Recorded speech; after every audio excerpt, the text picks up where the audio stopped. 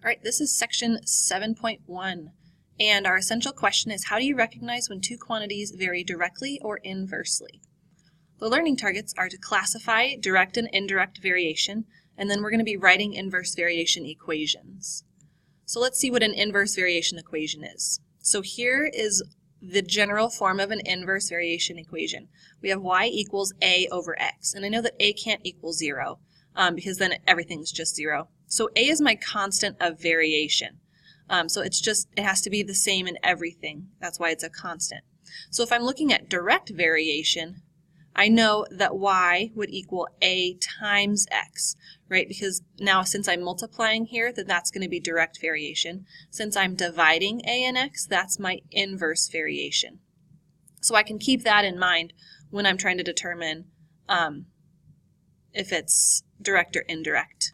So now let's look at an example. I'm supposed to tell whether x and y show direct variation, inverse variation, or neither. So I see I'm given 3 different equations and they're all written kind of differently. So the first thing I want to do, the first step, is to get y by itself. So in my part A, I have xy equals 5. So to get y by itself, I divide by x and I divide by x. So I end up with y equals 5 over x. So this, I see, has a constant number over x. So I know that this is inverse. So now let's look at part B. I have y equals x minus 4. Well, I already have y by itself, so I don't have to do anything there. So I just need to look at the right side of my equation. And I'm not multiplying x by anything, and I'm not dividing x by anything. Just this negative 4 has no impact on whether it's direct or indirect, so I can say that this is neither. So now let's look at part C. I have y divided by 2 equals x. So remember, our first step is always to get y by itself, so I multiply both sides by 2, so I end up with y equals 2x. So here, like we stated on this last page, if I have y equals some constant number times x, that's going to be direct variation. So that's what I have here, is I have direct variation.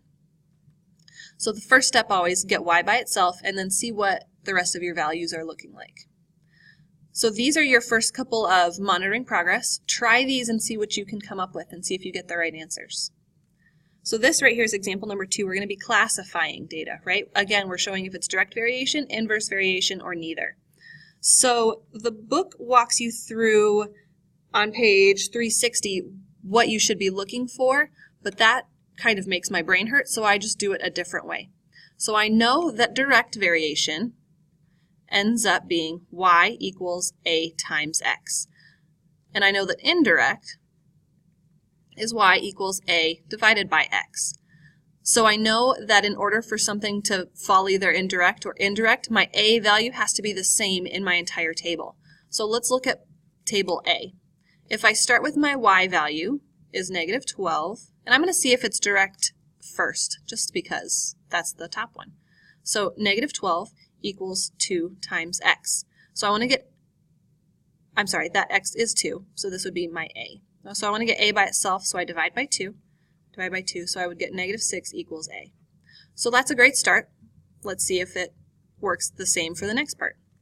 So my y would be negative 6 equals my x is 4, and I'm looking for a. So to do that, I divide. Well, I see that negative 6 divided by 4 is not negative 6, so I know that this one is not direct variation. So now we can see if it's indirect variation, right? And I'm going to use the same numbers that I used, but I'm going to set them up with my indirect equation. So my y would be negative 12 equals my a, which I don't know, over x, which was 2. So I multiply both sides by 2. I end up with negative 24 equals a. So let's see if that works for the next one. So my y was negative 6 equals a divided by 4. So now I multiply both sides by 4. Oh, I see that negative 24 equals a. Since this a value is the same in both, I can say that this table shows indirect variation. And I know it was indirect because I started by using this y equals a over x equation, and that's the one that worked and got me the same a. So now let's try it in B. So I'm going to try direct first and see if that works. So my y equals my a times 1. So here would tell me that a equals 2. So let's see if this works again. So then I have my y is 4 equals 2 times a. So I divide by 2. My a equals 2. So let's try it over here again, just to triple check. My y is 8 equals 3 times a. Well, if I divide here by 3, I don't get my a equals 2, so I know it's not direct variation. So I can get rid of that. So now let's try indirect and see if it works in that equation. So my y is a divided by x. So if I multiply both sides by 1, I end up with 2 equals a. So now let's try it for the second set of numbers. My y equals a over x. Oh, sorry, the x is 2. So I multiply both sides by 2, and I have 8 equals a. Well, these two are not the same again, so I can say that this is neither. It doesn't show either type of variation. If you dig a little bit deeper into this, you can see that I multiply each of my y terms by 2, so it's actually an exponential function. So it's not direct or indirect variation, but it's an exponential function. So here's a couple more monitoring progress. Try these to see if you can figure out which type of variation it shows, if it shows any variation at all. So now in this example 3, we're going to be writing our inverse variation equation. So I know that the variables x and y vary inversely, so I'm already told that it's an inverse variation when y equals 4, when x is 3. So I need to write an equation that relates those x and y. That's my first step. And then I have to find y when x equals -2. So first I need to find what my a is, right? Because my inverse variation is y equals a over x. So I have a y and I have an x, but first, before I can solve anything, I have to find what a is. So I go ahead and I put in the numbers that I know. So y equals 4 when x equals 3. So here's a place where I can solve for a. So I multiply both sides by 3, and I end up with 12 equals a. I'm not quite done because this is not my equation. So first I have to write my equation. So my actual inverse equation is going to be y equals 12 divided by x.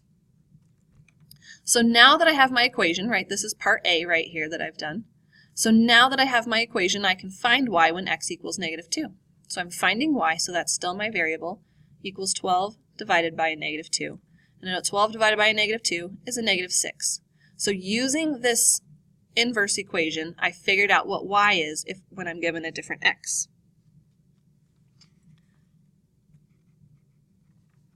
So here's our final example.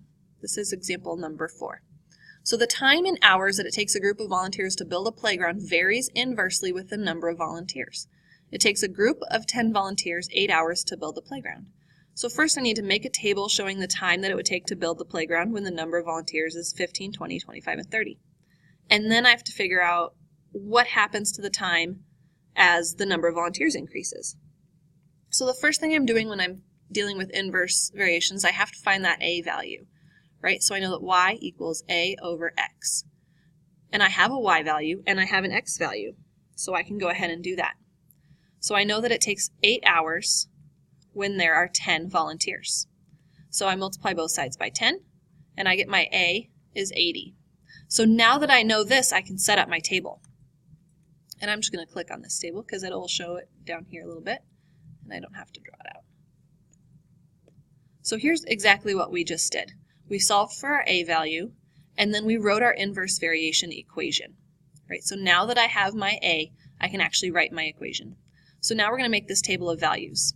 So when there are 15 people, it takes 5 hours and 20 minutes. When there are 20 people, it takes 4 hours. When there are 25 people, 3 hours and 12 minutes. And when there are 30 people, 2 hours and 40 minutes.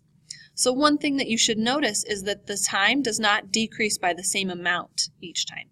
Right? So between 15 and 20 people, I gained an hour and 20 minutes. But between 20 and 25 people, I gained less than an hour. And so you'll see that continue with our inverse variation. So now that we've made that table, which was the part A of our problem, so now what happens to the time? Like, what do we notice that we see here?